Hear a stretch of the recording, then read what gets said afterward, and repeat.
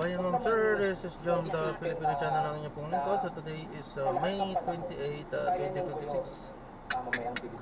Tayo ngayon ay papunta dyan sa may Gladiola Street, Villa Teresa Subdivision. Sa may Gladiola Street, Villa Teresa Subdivision. Marulas Valenzuela po yan. At dadalhin po natin sa may Our Lady of Fatima University, sa may Regalado Avenue. Pero yun, nabalik Chas Quezon City. Layo-layo pero mura. Magbabalik po tayo mamaya unti po pag nakuha na po natin sila. Display na naman po content po natin ikaw sa tindi ang procedure. Kaya naman saka sakali man po na may marinig kayo mga pangalan ng lugar, pangalan ng tao, pangalan ng organizations, government or private man yan, ay wala pong kinalaman ng channel na ito at wala pong pinapatungkulan. Lahat po ng pinag-uusapan dito ay pawang dito lamang po yan sa loob at wala pong pinapatungkulan sa labas. Magbabalik po tayo mamaya unti bago nakuha na po natin sila. Ito yung punot dulo ng lahat mapa-impeachment trial ni Sara Duterte, mapa-flood control. Isa yung tema yung mga makakapangyarihan, hindi napapanagot. So, sa tingin ko yung may mga, sa social media may mga nagtatanggol pa rin, no? Dun sa, kasi nga bangayan, no? Polarisasyon. Sana sa isipin ng mamamayang Pilipino, talo tayo dito. Diba, sabi nga nila pag nagbabanggaan at nag-aaway yung elepante, yung grass, yung nagsasuffer, tayo po yung grass. Kasi wala naman po tayong kapangyarihan, pinahiram natin sa kanila, ngunit ginagamit nila sa sarili nilang agenda at inaabuso. Okay. Ito sinasabi nga ako ni dating Senate President Franklin Tirolon na ngayon nakikita niya parang may tyranny of the majority, parang may grave abuse dun sa kanilang kapangyarihan. Do you agree? Tama sa abuse ba doon? May gano'n at mukhang dinadaan sa numero. No? Ito yung problema pag ang pagtingin sa demokrasya. Labanan lamang ng kung sino yung mas nakararami. Ngunit kung titignan natin sa kasaysayan, no? Ng mismong sibilisasyon, hindi porket nasa iyo yung numero, nasa iyo yung katotohanan, at nasa iyo yung tama. And in fact, kung anumang progreso ng isang lipunan, hindi ito dinadala ng mayorya. So, hindi pwede sabihin na mas marami kami, so kaya namin gawin yung gusto namin. Kasi ang demokrasya hindi lamang numero. Ito rin ay proseso. So, maalala, kasi kung dadaanan natin lahat sa numero, di magbilangan na lang tayo, no, parate. Hindi kaya pag napayagan yung virtual voting, e-voting ba yan na tinatawag? Participation online. Baka dumating ang panahon, ang papasok na lang sa Senado yung Senate President, kaharap niya lahat computer. Parang ganun nga, di ba nung pandemic, ganun ang nangyari. No, Yung Senate President Tito Soto ang pumapasok sa Senado, and then ang kaharap niya lahat sa computer dahil pandemya, di Pero ba? may binanggit din po si dating Senate President Franklin Tirolon. Ang koneksyon nito sa impeachment trial ni Sara Duterte. Kasi kung papayagan mo umoto, siyempre kung wala sa plenary o sa session, may mga nakatakdang malaga sa kanila, pagkakarugay, flood control projects, upgradation, iba pang kaso. So, hindi na magiging 13. Ngayon nga, bawas na, 12 na. So, magkakaroon tayo ng parang majority na lame duck o minority. Oo, kasi parang ang unang kondisyon ng pagiging mayorya, dapat lahat kayo Present. Oo, hindi lang nominal, meaning magkakakampi yung 13 laban sa 11. Ngunit nakita natin, hindi porket nasa yung numero, sigurado na ano yung gustuin nyo na susunod. Kasi una mong sisiguraduhin, dapat yung mayorya lahat ng miyembro na yun nandun. Nakita nga natin yun nung nakaraang araw. Nadaan sila sa forum group. Kasi basically, wala sila lahat. So, kung nandun yung 13, malamang napasa yung motion ni Senator Marcoleta. May quorum at kung divide the House, ang walang diskusyon. Pero balik ako dun sa point ni Ma'am Connie. Ako nagturo nung pandemic. Masasabi ko sa inyo, naku po, napakahirap pong magturo. nakikita yung mga estudyante, hindi ka nakikita kung ano-ano ginagawa ng mga estudyante. So, iniisip ko kung iaalaw natin yung virtual participation, pareho pa rin ba yung kalidad ng partisipasyon? Ito yung mga issues na gusto ng minorya na sana i-discuss.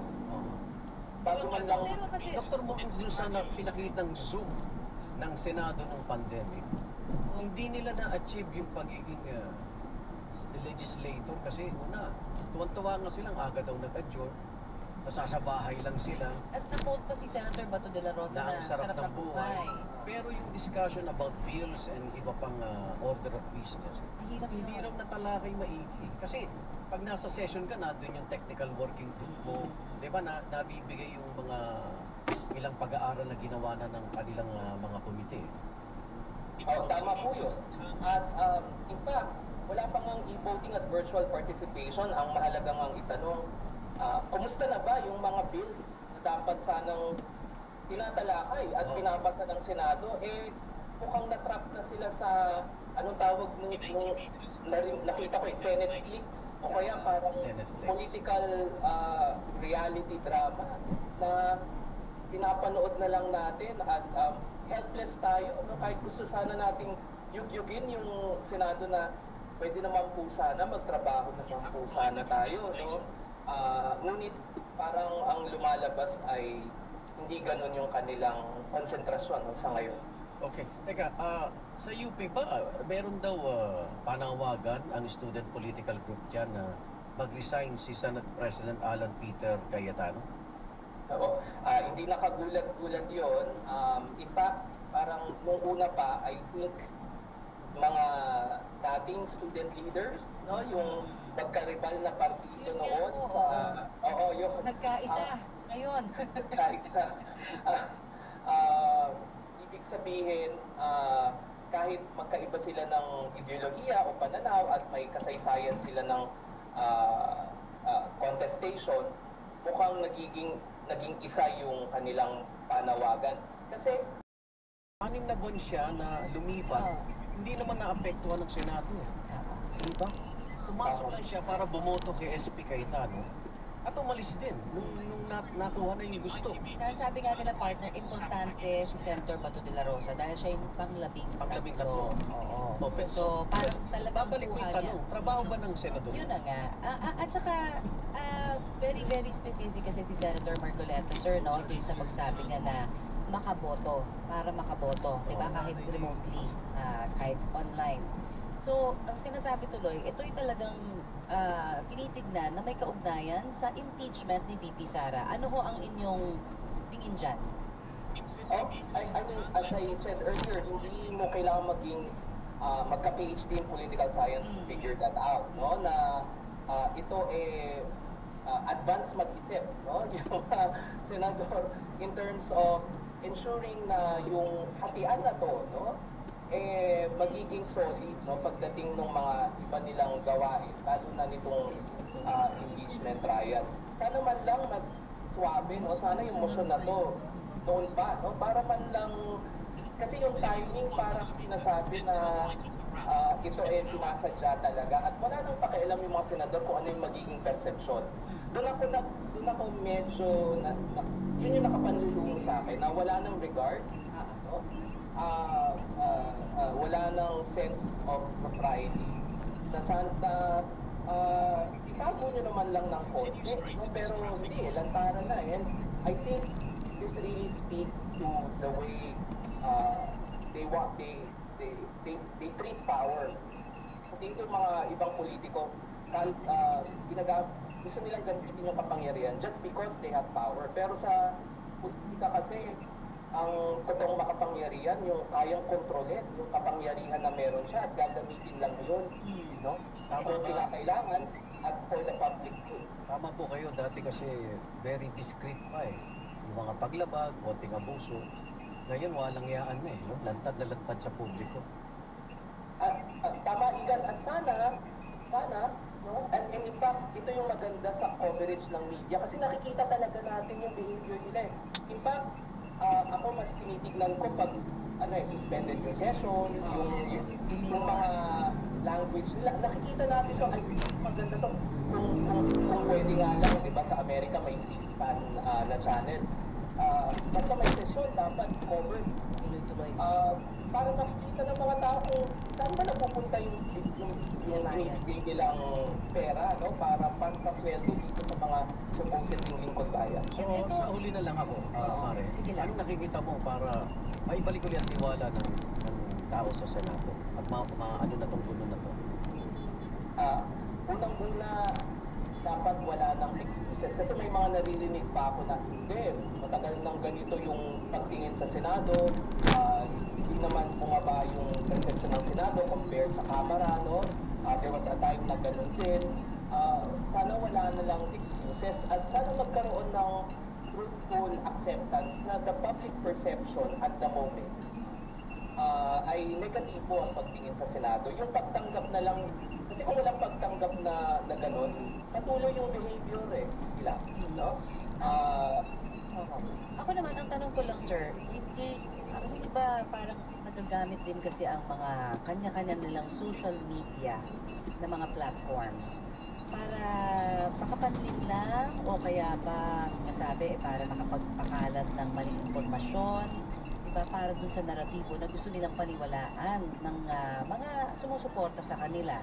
Kasi as it is, para bang, narinig ko kayo kanina, parang nakaka-insulto, diba, para doon sa mga, kumbaga nag-iisip, yung mga naratibo ko na naririnig ng ilan sa atin, diba, habang sila ho ay nagbibigay ng kanilang mga pahayag.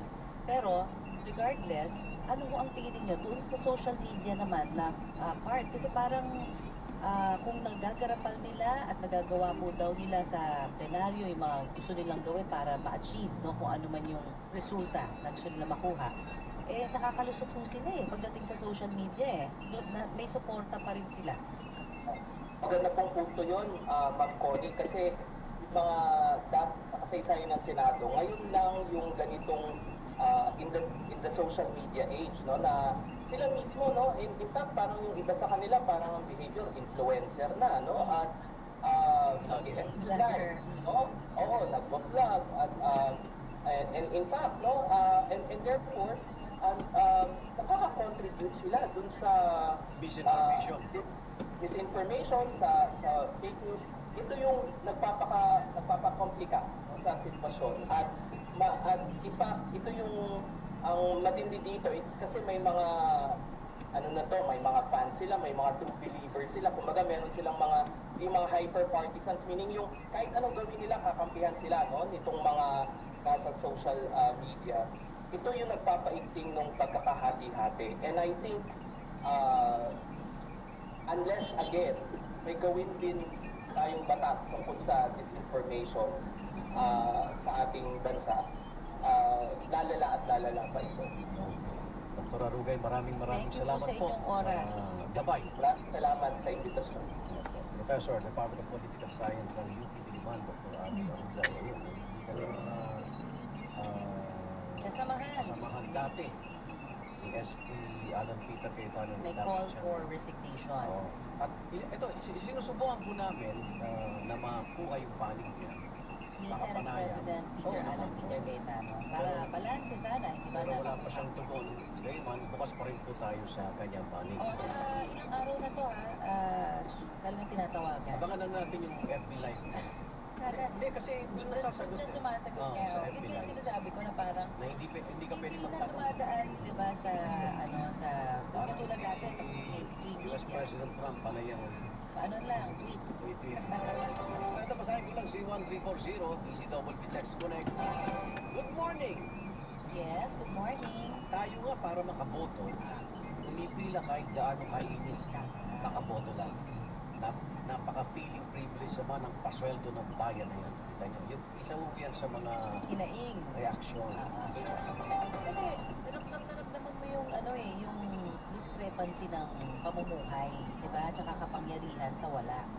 Hindi ko nakikita ang agawan ng para pag hindi makaboto yung minorya dahil napalitan Ay, siya. hindi Kasi may question pa nga dyan, di ba, na bakit pagka kaalyado nyo noon, katulad si Senator De Lima, sinusulong nyo itong pag-participate niya, di ba, dun sa online noong 18th Congress.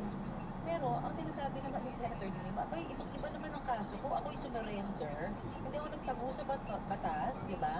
At ako'y talagang humarap sa kaso niya, di ba, na sinasabi ni De Lima. Unlike kay Senator Baton na nagtatago, inanlong, magkaroon ng ICC warrant, nawawala ulit. Kasi magkakaroon ng double standard tayo. Yan nga, ibang-iba talaga. Lahat po Tsaka ng, nung time na yung pandemya, partner, by the way. pero kahit ordinaryo pa rin, lahat ng mga nakakulong walang pribilehyo ng komunikasyon. Dadalaw ka nga. Wala nga cellphone daw. Oo, kaya nga yung iba nasisira na yung pamilya. Wala. Talagang pag nagkasala ka sa lipunan, kinulong ka. Hindi ka malaya. So, anong pagkakaiba ng senador na pag nakulong, kagaya ni Senador De Lima o si Senador Bato, kung mauhuli? Wala. Hindi kasi ng pagkakataon makapag-communicate. Sa labas ng kulungan. Privilege mo nga eh, di ba, yung ating freedom. Dahil yun na May yung ginawa ka. pinaka-halaga ng batas. Tsaka, due Alisin ang process. kalayaan. Ito yung sinasabi naman, di ba? Kahapon kausap ko rin, yung mga dating kasamahan din at PNP chief, Acorda, iba pa, na ang kanilang mensahe, no, sa dating PNP chief din, na si Senator Bato de la Rosa, harapin, no? Kasi dapat siya yung may alam sa batas, di ba? Siya yung nagpapatupad dati ng batas eh. Ngayon, senador din siya, gumagawa siya ng batas. Sana daw ay bigyan niyang halaga yung sistema na meron tayo dito by really Araw-araw. subjecting himself dun sa due process. Araw-araw, balita natin, double B, GMA. Nakikita niyo naman na pag nagsaserve ng warrant of arrest, Oo. binabasahan ka ng doktrina. Oo. At sumasama yung mga ordinaryong Pilipino. Bakit? Ang tanong nga dito, bakit ito eh? Hindi raw kinikilala dahil tayo Pilipino. Hindi dayuhan. Ay, mahirap magpaliwanag ng ayaw tanggapin. At saka ito yun. Lagi, pagka nagsasabi, di ba, na at least si Senator Bato de la Rosa, may due process pa. Paano naman Ay, yung mga inamin niya, yung mga nawalan ng buhay na hanggang ngayon, syempre, mga kamag-anak, di ba, nang hindi ng hustisya. Walang due process pa, pinagay lang ng, sa EJK. Ang hustisya nila sa November 30. November 30, simula. Ano na nangyari? Siguro galit din si dating Pangulong Duterte kay Bato. Sabi niya, Hindi magmulong. sabi niya, pag nagsabi mo, Bato-bato sa langit. samahan, uuuli rin yan. Masakit ang sabi. Masakit yan. Galing langit. 944, one-on-one. Walang personalan. One-on-one. Walang personalan. Numeradyo DPWB. Balitang totoo.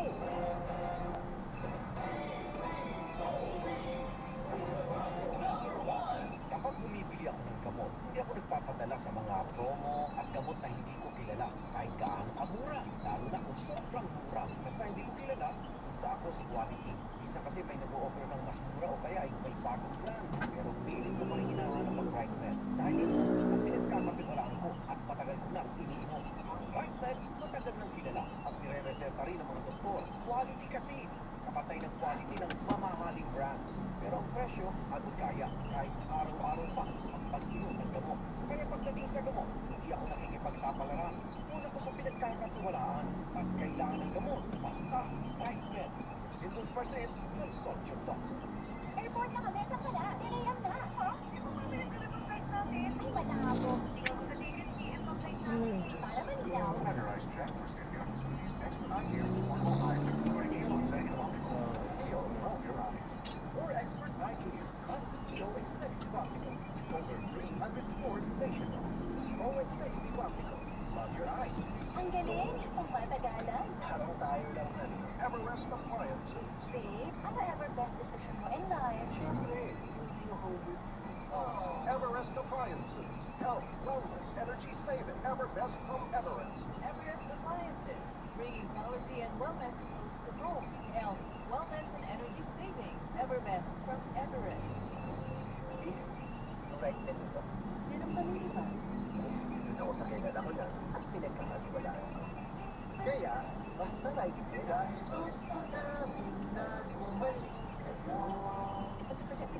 Rightness, kalidad at abot kayang gamot, pilit at hingin. Basta Rightness. Dahil gusto namin na gumaling kayo. Para nilihing masaya ang paglilibang. Mag-akda ako at limitahan ang gastos sa paglalaro. Huwag magsiba kung nalulungkot. Huwag hayaang makatira ng buhay at pamilya.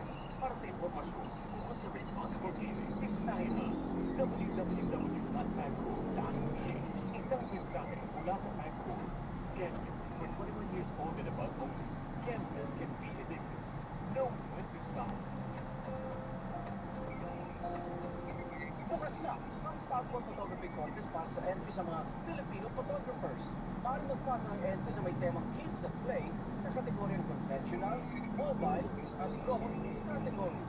Walong grand winners sa bawat kategorya maaari mag-uwi ng premyo hanggang 100,000 piso. Ayon kay Passport Chairman at CEO Alejandro Tengo, ang mga tradisyonal na larong pambata ay umuhuko ng disiplina, tiyaga, sportsmanship, at tapat ng loob. Para sa kumpletong detalye, bisitahin ang Passport Photography Contest 2026 official website sa www.passport.ph/Protocol 2026. Kung usapang negosyo tayo, alam mo dyan papasok ang Global Dominion. Kung kailangan mo ng gandang lipunan, pwede mong gamitin ang registro ng iyong sasakyan bilang collateral. Hindi mo kailangan iwan ang sasakyan. Pwede mo pa rin itong gamitin habang ginagamit ang loan para palaguin ang negosyo mo. Bisitahin ang pinakamalapit na branch ng Global Dominion o kanilang website, gdfi.com.ph para sa karagdagang detalye. Sa panahon ng pagluluksa, comfort matters. A Canada's chapel and columbarium redefine farewell with dignity and elegance. Ang bawat family home, maaliwalas at komportable. So even in grief, your loved one can find warmth and comfort. Let a Canada's simply say goodbye with much love. Located along Commonwealth Avenue, Quezon City, call 02-886-8008.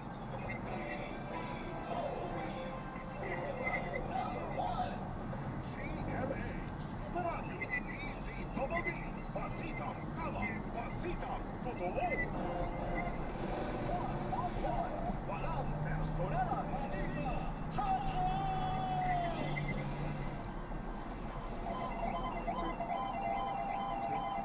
Oras natin, alas 9:49 na. Ako po bilang ng nasawi sa Gumuhong Tinanggaling Gusali sa Angeles City sa Pampanga. Mabot ako sa 5. Bea Pinlac ng GMA News. Nasa linya natin. Bea, go ahead! Ngayong umaga ng maragibang bangkay ng isa pang lalaki mula sa Gumuhong Gusali sa Angeles, Pampanga. Ito na po yung isa limang nasawi sa pagdugo. Humigit po munang 13 oras ang tinagal bago na iahon ang bangkay.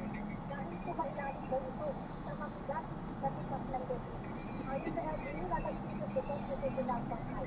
Nakatutulong din daw ang cellphone na narecover ng mga otoridad para kilalanin ang nasawing biktima. Sa huling tala ng mga otoridad, inilang na biktima pa ang hinahanap. Ako si Bea Pinlac ng GMA News, naging para ni City Radio City Hospital, balitang totoo. Ay, maraming salamat, Bea Pinlac ng GMA News. Samantala, Order ng revocation sa mga lisensya ng baril ni Senador Ronald Pato de la Rosa ay lihain na ng Police Regional Office 7. Mark, pagkalanan sa iba pang detalye. Mark! Matapos na matanggap ang service of order of revocation sa mga lisensya ng baril ni Senador Ronald de la Rosa, agad itong inihain ng Police Regional Office 11 sa pagkato ng Senador. Ayon sa Pro 11 ang order of revocation sa sa license to own and possess firearms at firearms registration ni de la Rosa ay pinatupad nila kahapon. Tinanggap mo ang order of revocation ng 40% kay Adrian Paharo na ni de la Rosa sa City de la Rosa na nagsabi sa malakayin mo ito sa kanyang kliyente.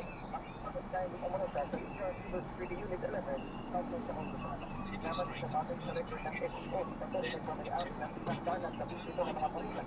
Pinagsipo naman ng SEO ang mga baril ni de la Rosa sa lalong madaling panahon. Ako sa may paaralan ng Free Media, Super Radio, Discover Peace Balitang Totoo.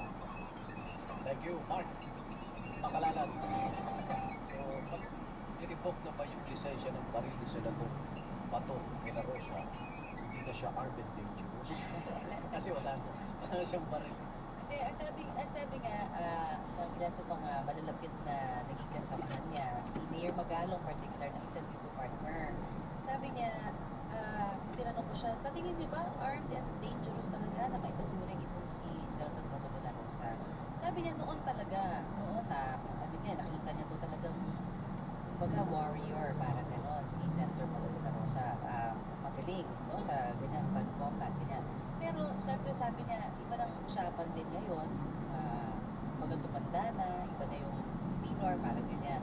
Pero sabi niya rin, may mga nagsasabi like si NBI Director Matibag naman, sabi ko, ano bang description nyo ng Artist Dangerous ko? Unang-una, marami siyang mga baril, marami siyang koneksyon. At kung minsan daw, kapag ka ikaw ay harap ng batas at ikaw ay na-corner at ayaw mo talagang sumuko, pwede ka rin talagang magkaroon ng ibang... Extrajudicial Hindi na ba? Pero pwede ka rin talaga na lumaban, di ba? So ang kinakatakot ni Senator Bato, yung ginagawa niya noon para sumuko. Kasi ito yung record naman ng Senado. Ang sinasabi ni dating Pangulong Duterte, inutos niya kay Senator Bato dahil naging hepe ng Police sa Davao City. Pilitin yung lumaban. Ibig sabihin maglaban. Pilitin ko. Para Para magkaroon ng pagkakataon na patayin dahil hindi ko papayagan na ang mga kriminal ay tumayo pa rin sa Luzon. yun ang direktiba. Pero siguro ito ibang Hindi, kaya kung ginagawa mo yung mindset. gano'n na lapag sa batas, papalapasin mo ng laban, lalagyan mo ng baril, yun ang pinakatakot niya. Kasi alam niya paano mag-serve ng warrant of arrest ng tiwaling pulis. Alam niya. Pero sana huwag siya maglaban. Kasi gusto natin malaman yung katotohanan base sa kanyang versyon, di ba? Ang nadala na siya doon sa Ang nakikita ko dito, due kaya process ba? sinisikap niya na gamitin lahat ng mga legal remedies. Nakikita niya yung sitwasyon Na doon din ng patutungo. amo niya na si dating Pangulong. Biro nyo, ngayon po'y inaalam lang yung mga impormasyon. Pero taon na to, hindi nakakalabas. So sa isang tao na may kapangyarihan, yung PNP chief, ang hepe ng Pilipin, ngayon naging senador. Sa isang kisang mata, mababago, walang kalayaan. Hindi mo makikita ang pamilya mo o papayagan kang dalawin. Pero iba talaga yung nasa labas ka. Nakalaya. Malaya ka, di ba? So nakikita niya na tatagal ng ganito taon, biro niyo, hindi November 30 yung paglilitis ni dating Pangulong Duterte. 2027, pero nakakulong pa rin. Kasi yun talaga yun, aalamin eh. Wala naman kung flight risk, sabi nga, di ba? Kaya hindi pinapayagan si dating Pangulong Duterte. Kasi nakikita ng ICC court na pwede talagang hindi na siya bumalik, di ba? Kapag pinalaya At siya. yung ginagawa ngayon ni Senator Bato, hindi nakakatulong sa kaso. In fact, nadidiin. Uy, talaga palang may influensya. Oo, may influensya. Kaya palang, talagang paikutan ng batas natin. Di ba? Ang Senado mismo gawin niyang malabang refuge o Ginawa niyang tahanan. Airbnb. Di ba? Parang gano'n ang lumabas, di ba? Hindi kasi talagang ang inaasahan. Pumunta siya para Okay po. Usually po kasi ang manipulation po is related po siya doon sa isa pang trait which is yung narcissism. Yung pagiging charming, yes, pagiging charming parang ano po yan, cool po nila yan, para at least makuha po nila yung loob ng isang tao, then they're going to ask some favors, then eventually is kapag nakuha na po yung gusto of the person, parang wala pong reciprocity. Hindi po na ibabalik yung favor. Kumbaga, ang mga manipulators po kasi is kuha lang po yun ang kuha from other people. Yung very concerning lang po yung purpose nila, why they connect with people, why they do things. Pwede din po kasi din nila na gayahin po yung kindness to use it as a manipulative. Papangulog muna ng loob. Oo, ayan sabi pagpapangulog. Yes. Mapapangulog lang. Pero hindi po Tama po. muna yan mahuhusgahan. Dapat baka mabaril ka, baka mabaril charming ka. Binibuild pa niya yung trust yung di ba? Ako na mapapansin niya kasi isipin mo, ano ba naman people are kind, sometimes people are charming. Tama po. Hindi pa yan, sa dulo mo marirealize na Sabi ko pa na. charming. Di ba, paano ba ba? Parang something na issue, di ba na, nadadala ka na, bibigyan ka ng bagay, ganyan ba yung prop? Iba, sama ba sa mga unbalanced type? Yes, pwede po yan. Pwedeng magbibigay po yan at first, purihin ka, magsasabi ng mga magagandang salita, then eventually kapag nagulog na po yung loob, eventually doon na po yung magbibigay ng mga favors. Tapos, tama po yung sinabi po ni Sir Mark kanina po, no, na makikita po natin yung pattern niya, basically. Kasi of course, ang pagiging mabait naman po is natural naman din po yan sa mga tao. Pero sa mga manipulator po kasi, meron po yung pattern. May pattern po tayo makikita dyan. Tapos, yung sinasabi po nila is madalas aliwas po sa ginagawa nila. Usually, ang mga manipulators kapag huli mo yan sa acto na sinabi or niraise po natin yung pagkakamali nila, madalas wala pong accountability and responsibility. At isa pong pinaka-side nito is walang pagbabago. Kahit na parang sinabi na po natin yung pinaka-problema, inuulit-ulit lang po nila yung pattern. At yun yung naibahan po ng manipulator sa mga tao na, na parang napakit po talaga at charming na in a positive way. Parang ano pala siya, hindi tinataglan. Tama po. Yan, sakit na kasi talaga. Kaya nga, so, kahit, di ba, wala po na ganun, sinabi mo sa kanya, hindi tatalab sa kanya yun. Tama po yan. Or sa mga manipulator, kunwari nakikinig sa iyo. Kunwari nakikinig. Kunwari tinatanggap niya. But no.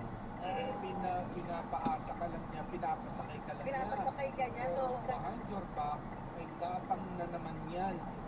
sa ano naman na naman, ang tawag sa gano'n, yung, ang tawag sa gano'n, parang, Napatipon ka na naman. Oo, napatipon ka na naman. Ganun pala yun, ano po, sa panahon ngayon, kaya nga sabi dapat hindi ka na, naive. Oo. Yes, tama po yan.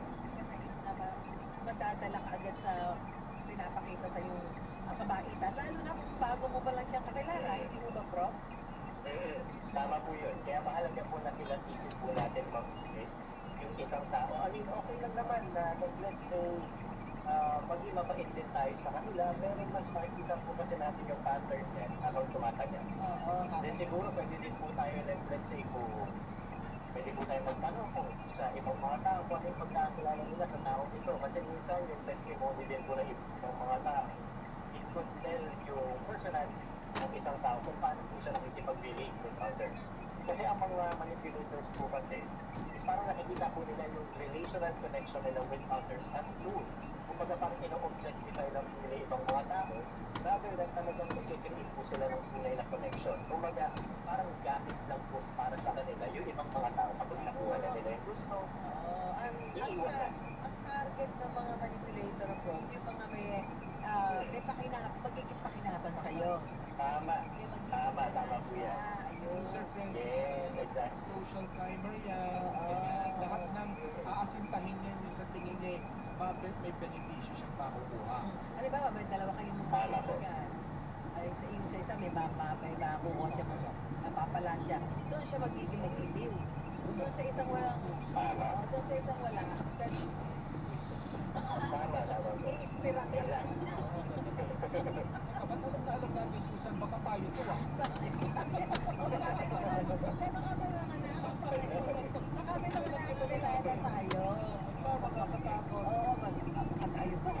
Ay, dahil ang tanong ako, tayo ba to?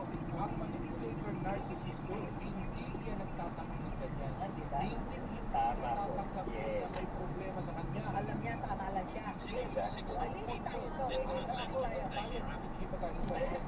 Baka mamaya ang dating ko kung pala yung manipulator narcissist. Lamutol, correct me ha, correct my heart and my intention. Aba, yung mga magkakasama ngayon, mga kaibigan kayo, ikaw ha, manipulator siya. Ano ba ako sabi ko? Ako yan, bago magbago ako. Teka lang nyo ha, bago ka lang dito ha, baka yun, manipulator ka para lumayo na.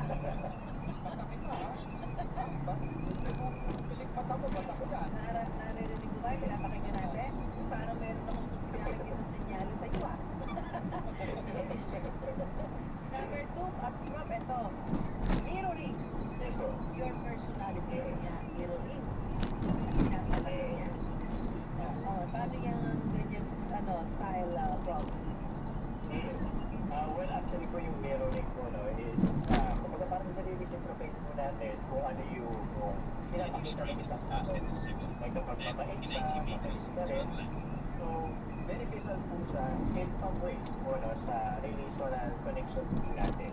Pero however, pwede din po siya maging technique po, no, ng isang manipulator. Kasi of course, mahalaga po, na mabasa niya rin yung behavior ng isang tao. Like, ito bang tao na to, hindi na pwede po siyang masway or makonvince. Kasi po ang mga manipulators, of course, nakakapit sinabi ko kanina, they will not connect with people na tingin po nila is walang pakinabang po sa kanila. Napaka-transactional, napaka-objectified po ng kanilang connection with others.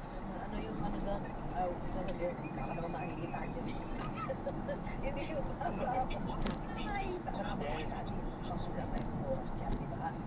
So, lalayo ang kanya. Doon sa isang pakinabang siya. Bibigyan niya ng oras. Oo, baka niya ay gusto niya kasama. Ito sa mirroring na to, Susan, ko yung aaralin niya yung mga likes. Parang yung ikaw, siya. Garden. Ano makuha niya loob? Eh, Susan, gusto ko nung tatrafting ang sinama. Hindi niya naman ginagawa. Oo, di ba? Sabi natin yun. Hindi ko sa nag-drastic ka rin. Ginagawa ko kain ka dun sa farm. Ang hilig ko sa farm. Ikaw na may naip ka nga. Talaga? Push ka. Alam mo, pero kung ano, gusto mo rin bibigay ako sa yung mga ayaw. Kita ng mga crafted kalaman. Taon pa lang bumubunga na. Ay, hindi kasi laki nung naandun doon sa pinakasin yun. So, ganon. Ganon. Kami ang loob. Ang tawag Tama po. Dinreplika niya. Yung ikaw. Tama po sila araw. Ano sa kami nagpapangiti sa'yo? Pangiti eh. So, Ano kailangan mo, di ba? O yan, si Yula eh. Samang nakikinig ngayon, ha? sabi na Yes.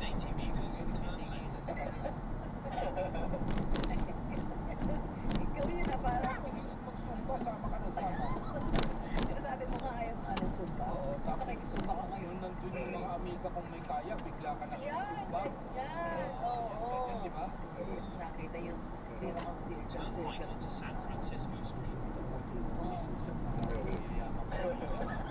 Makikikot ko umaawat sa mga ito. Nung nalaman, hindi ka nakasama, siya kasama eh.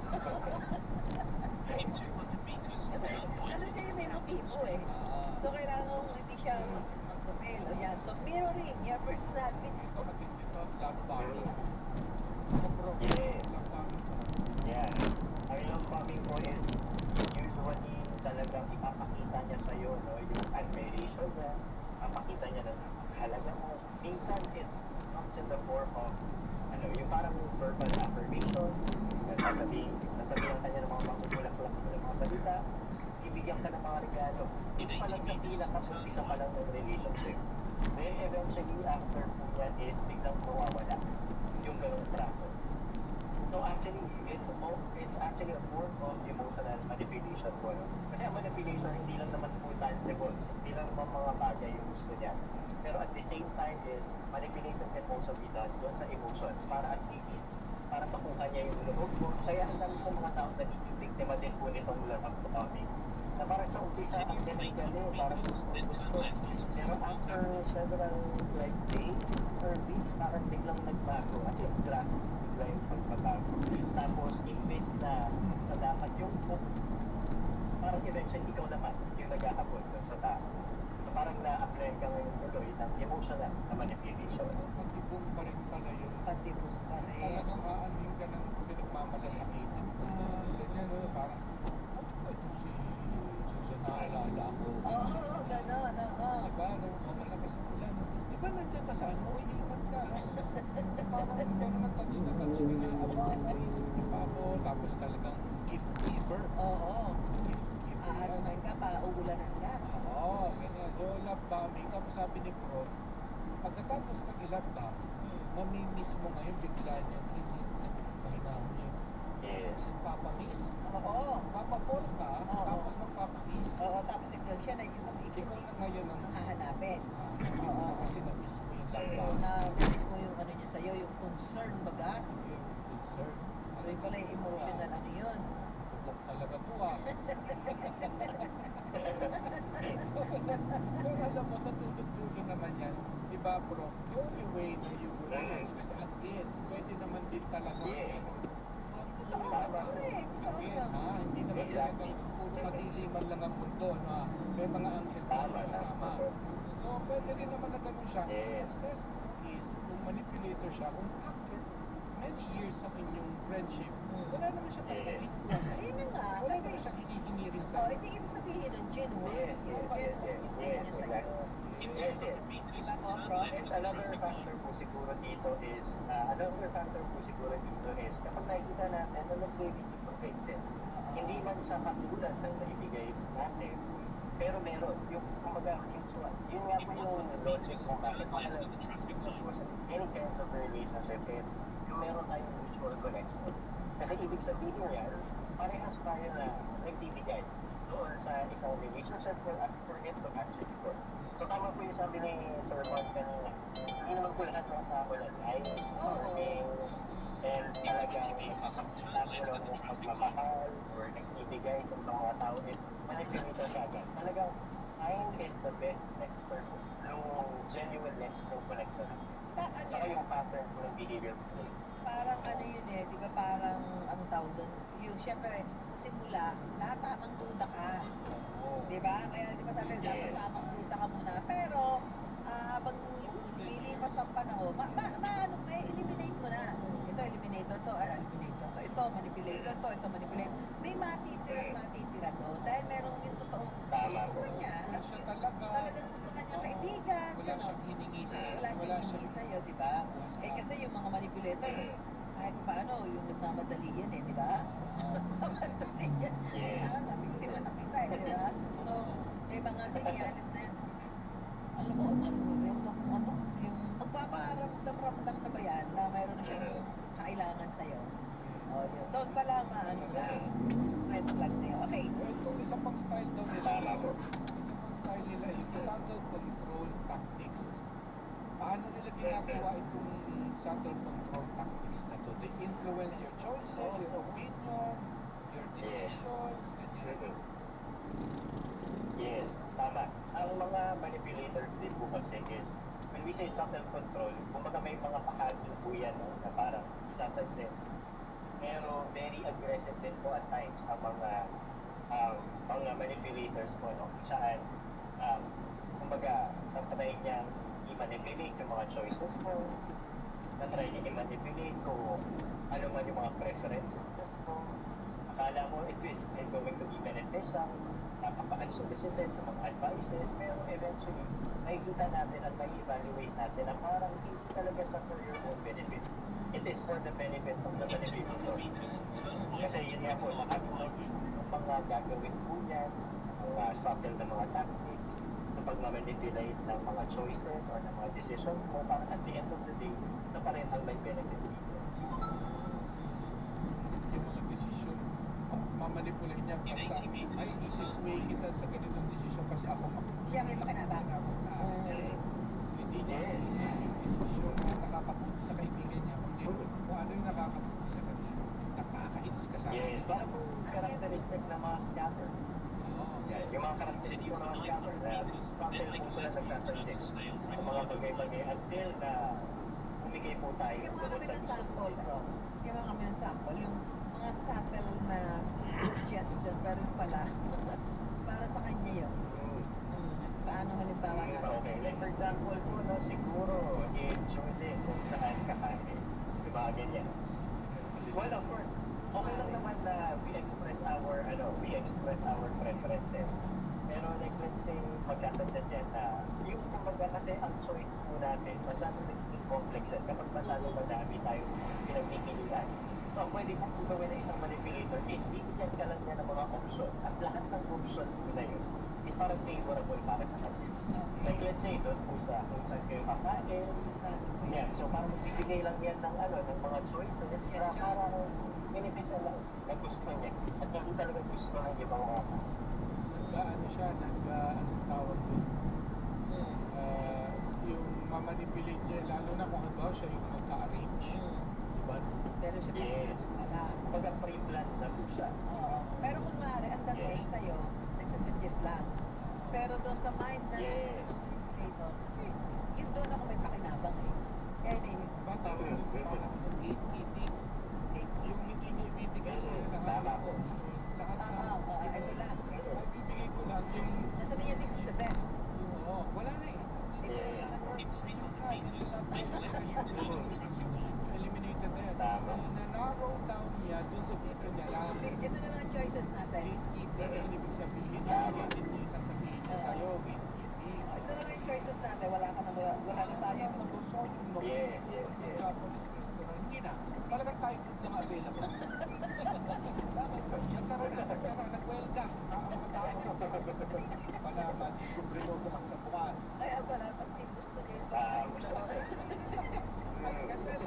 alam mo, lang, sound funny, ang mga narcissistic manipulator, kahit sa Di raw po tayo? na bagay na gano'n, Gagawin nila. kasi nga parang naging habit Tama. naging habit nila Tama, tama. mag-control, mag-manipulate ng Kailangan mga susunod lahat sitwasyon. yung gusto nila eh. Diba? Yung using other people, ganyan. So, basta, sana yung ano. Sir, sir. Hindi po. Ginagawa na lahat.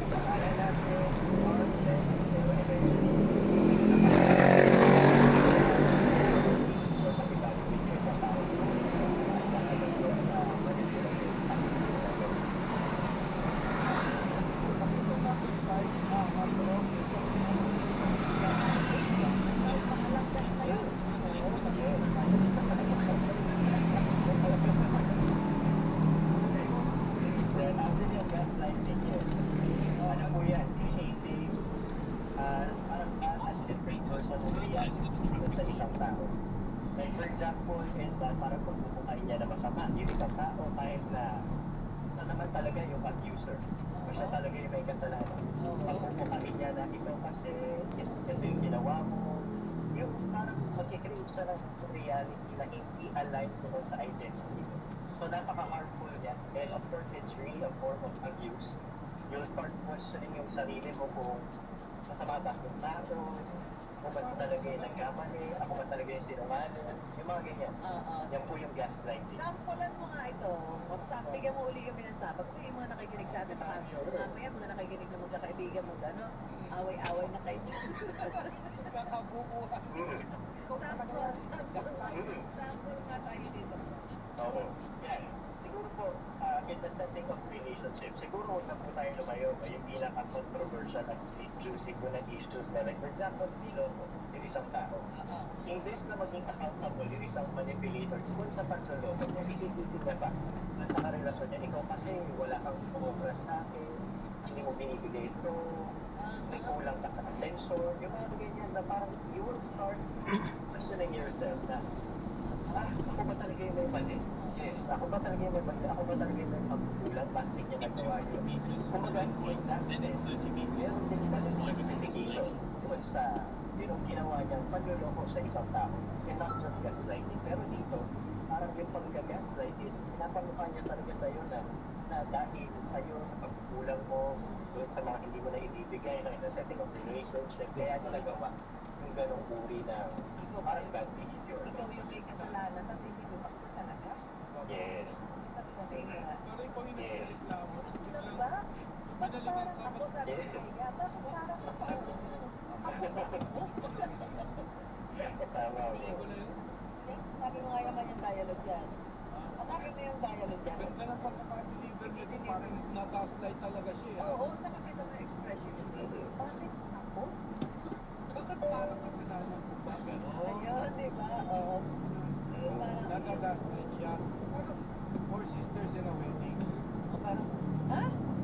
Siya yung may issue eh, sabihin niya raise the issue.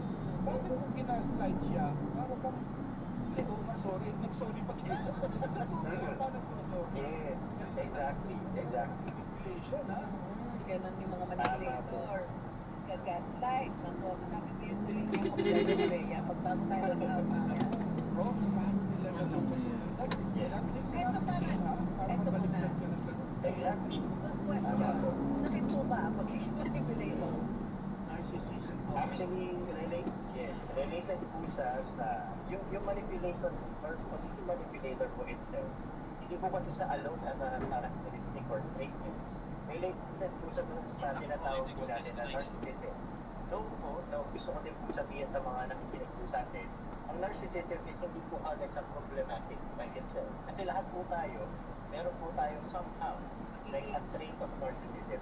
Yes. Ito nga, Kumbaga, nagiging sakit. nagiging sakit. Nagiging sakit po ang narcissistic kapag, for example, nabibig niya na po yung mga criteria ng isang personality disorder.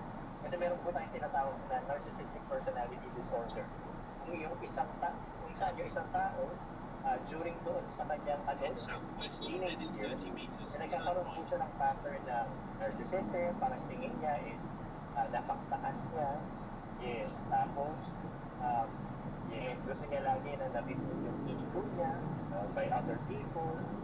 Usually, that person will appear charming to others, pero pag charming niya, manipulative na din para makuha niya yung gusto niya coming from other people. Tapos napaka-inflated po ng kanya self-esteem. Kung parang sinusunod yung tingin niya sa sarili niya na ay mas mataas as compared to others. And then eventually, therefore, tama din po yung nasabi ko sa mga normal. Because rin po sa pinaka-challenging na parang approach for people with narcissism. Hindi po iparealize natin na sila talaga okay with kasi imposible or napaka-challenging po na ma-realize nila yan. Kasi difficult po nila. Instead na sila yung may problema. So, pag-iisip po nila ikaw na o may problema. Saka hindi nga sila, Lagi po sila mag-deflect. saka wala nga silang hindi nga sila hindi nga nila i-admit, di ba? Hindi nga nila i-admit. Yes, tama po yun. Kahit pinapamukha mo na nga, hindi deny pa eh, di ba? Tama po yun. Bawat isa sa atin may ganyang personality or trait na may trait na may hawig sa pagiging narcissist. Kasi di ba parang syempre, ano yan na parang gusto natin ipida mga sarili natin, mas pinipid rin natin ang ego natin. Pero gusto ko malaman ko, ano yung limit na naghihiwalay ng narcissist kaya talaga versus yung natural trait lang ng tao. Yes. Unang-una po is matitrace po natin yan sa frequency ng atin ng narcissism. Tayo po kasi, di ba, for example, kapag may nag-attract sa atin na ibang tao na parang quite narcissistic or manipulative ka naman on that aspect. For a normal individual, i-adjust natin yung behaviors natin. Makakarating tayo ng remorse, ng guilt feeling. Ang mga tao ng narcissistic personality disorder po kasi wala silang remorse. Kaya hindi po sila nagbabago. So, yan po yung isang, yes. Kung hindi ka narcissistic, magbabago pa. Yes, tama po yun. Magbabago ka, magbabaguhin mo yan. Magiging, conscious ka doon sa behavior mo. So, hindi mo lang upulitin kung ano man yung na-address na yung problema. Sa mga tao may narcissistic personality disorder, hindi po yan magbabago. Kasi nga wala Sobrang challenge. hindi nga nila tinatanggap, nila inaamin. Walang capability sila mag-reflect, yung sitahin ang mga sarili nila, tignan ang sarili nilang muta. Kasi yung normal, di ba, parang minsan meron kang nag-act out ka, hindi maganda ha. Naiisip mo. Parang narcissist na buti. Pero hindi ka narcissist kasi na-realize mo na parang self-centered ang dating ko doon. Tama. Parang masyadong mataas ang tingin ko doon. Masyado mong pinipili ang sarili mo, So, di ba? biglang marirealize mo and then you will change and then you will say sorry. Or Tama. hindi mo na gagawin. Magiging conscious ka na. Makikita Not yung to do it again. Tama po. Makikita yung friends mo na parang hindi mo nga kailangan sabihin eh. Pag nakita nilang may change in your trait, hindi to narcissist. Kasi nagkamali lang siya pero meron siyang capability to reflect and say sorry. Tama po. So gaslighting na yun. Exactly. Tama po yan. Ito yung left dyan. Emotional inconsistency problem. Ano yun? Ano ba yun? Yeah, emotional inconsistency. Ano din po siya somehow related po siya doon sa love. Pero ito, inconsistent po yung pagpapakita niya. May parang po siya impulsive po kasi siya. Like, gusto ka papakita niya na gusto ka niya ngayon. Tapos biglang may pagbabago dun sa behavior, tapos maya parang gusto ka na naman. Yung parang, hindi, parang nag-create siya ng pattern kung saan hindi mo basta-basta mababasa kung ano yung gagawin niya next or kung ano yung ipapakita ng emotion sa'yo. So actually, no, yun din po, it could result in another form of manipulation din po. Kasi parang kapag tayo, hindi natin nababasa yung pattern ng isang tao, parang all the more that we become curious, the person becomes mysterious, nag-i-invest tayo ng attention dun sa isang tao. Saka ano po yan sa psychology yan po yung tinatawag po natin na intermittent reinforcement. Hindi po natin alam kung kailan natin marireceive yung reward. Yung parang, emotional imposition po po kasi lang itawag ng feeling to. Kumaga, like for example, ngayon, na-realize siya. Then the next, parang i-ignore ka. Tapos, the next day, i-ignore ka pa rin. Tapos, the next day, magiging like ulit siya. Nawawala yung predictability. Kumaga parang nagiging rewarding yung mga moments kung kailan na kayo pinibigyan yung mga positive emotion. So parang una mo, yung isang tao ngayon, dun sa tao na yun, basically, kasi nga, parang the person who wants or looking for that experience na makareceive siya ng positive na emotional connection na ibinibigay mo sa kanya. Pero, yun nga, hindi mo na alam kung kailan mo ibibigay mo ito. So, mas nakapagod. Yung mga narcissist ba, di ba yung mga nasasabi ba natin nila yung mga smart na tao? Well, pwede po. Pwede po. Diba, Pwede po kaya actually. nila, kaya nilang, ang tawag sa gano'n, kaya niya i-manipulate yung mga tao na nakakasalamuha niya. So, they are smart people. Yes, exactly. Actually po may mga pag-aaral po, no? Pero of course, this is something generalized Yes, po, of no? course, of course. Na some highly narcissistic traits po is usually mga matataas po yung posisyon nila.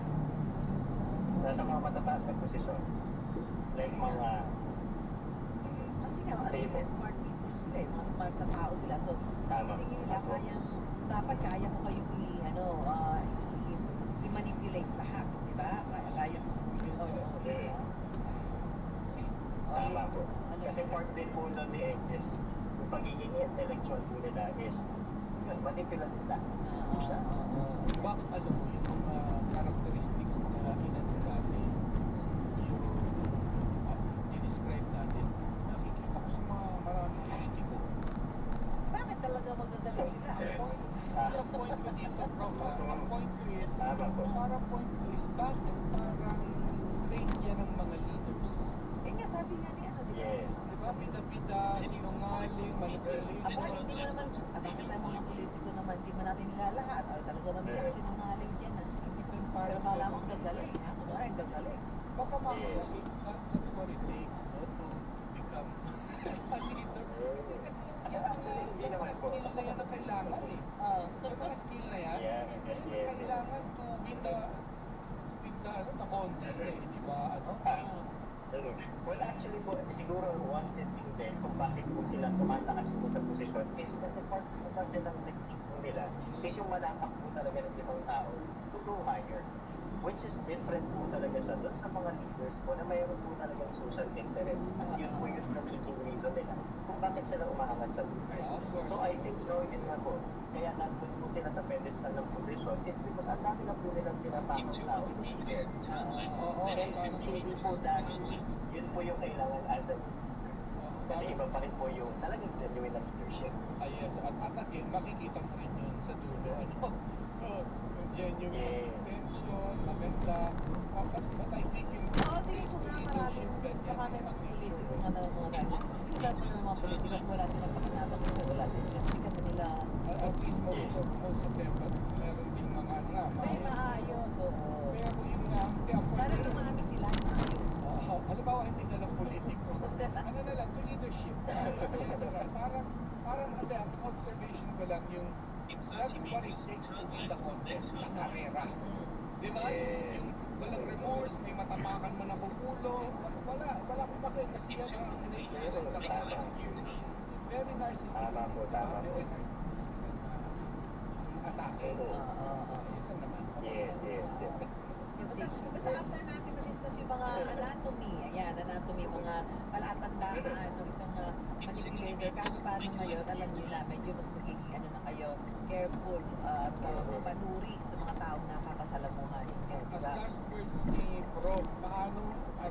Paano na lang natin isipin pagka eto na, I'm 100% sure narcissistic manipulator to, what do I do? Okay, unang-una po sa lahat is kailangan po natin i-strengthen yung sense of reality at boundaries din natin. And kasi ang mga manipulators po nagsasabi po yan, no, kapag yung mga tao is constantly doubting themselves. So napakahaba talaga po na kapag naka-encounter po tayo ng manipulators or anyone who's trying to exploit us, kailangan mag-inform yung awareness natin at mag-set tayo ng absolute na boundaries. Lalo na po na kapag napapansin natin na nagkakaroon na po tayo ng yung more sa atin yung ginagawa natin ng mga tao. And then at the same time, talagang, I think the key in here is filter talaga natin. Yung mga taong nakikilala natin so that we will be able to see yung mga tao na magiging beneficial for our growth. So yun po. Yun tama, yun ang right word. Filter. Filter. Yung mga tao nasa paligid mo, mga nakakasalamuhan mo. Anyway, Prof, maraming salamat po sa inyo. Maraming salamat po. Napakaano ito ating kasi Professor Rainier Laning, isa po siyang clinical psychologist. At alas 52 na oras,